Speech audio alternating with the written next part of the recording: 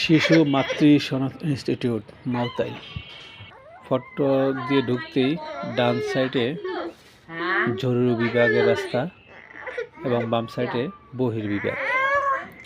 বহির্বিভাগের যাওয়ার পথেই দেখতে পাচ্ছেন 24 বিজয় সরণি, এর সামনে একটা সুন্দর ফুলের বাগান। বহির্বিভাগে ঢোকার গেট। আর ঢুকতেই সামনে একটা আপনার কাউন্টার দেখতে পাচ্ছেন, শিশুর বহির্বিভাগ এবং শিশুর বহির্বিভাগ এটি। আর এটা হচ্ছে গাইনি বহির্বিভাগ। এইখানে এই রুমটার মধ্যে টিকিট ক্রয় করা হয় শিশুদের দেখানোর জন্য।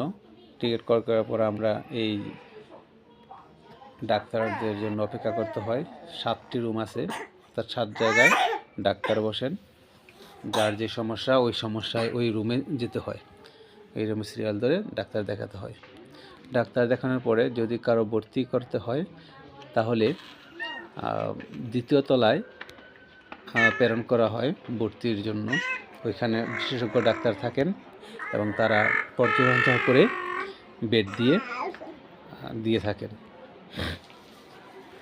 এই যে দেখতে পাচ্ছেন, এটা হচ্ছে গাইনি বহির্বিভাগ এবং শিশু ভর্তি বিভাগ। এটা এই রুমটা, এখান থেকে রেফার করা হয় যে কোন ওয়ার্ডে পাঠানো হবে শিশুদের। এই যে শিশু ওয়ার্ড, এটা হচ্ছে 2য় তলায়। আমাদেরকে 3য় তলায় প্রেরণ করা হয়েছে, তাই আমরা 3য় তলায় চলে যাচ্ছি। সরকারি হাসপাতাল তো, তাই সময় একটু লাগে, সমস্যা নাই। এটা হচ্ছে গাইনি ওয়ার্ড, আর এর বাম পাশে হচ্ছে শিশুর বহির্বিভাগ ওয়ার্ড। শিশু ওয়ার্ড 3য় তলা। এটা হচ্ছে জনগণ থাকে।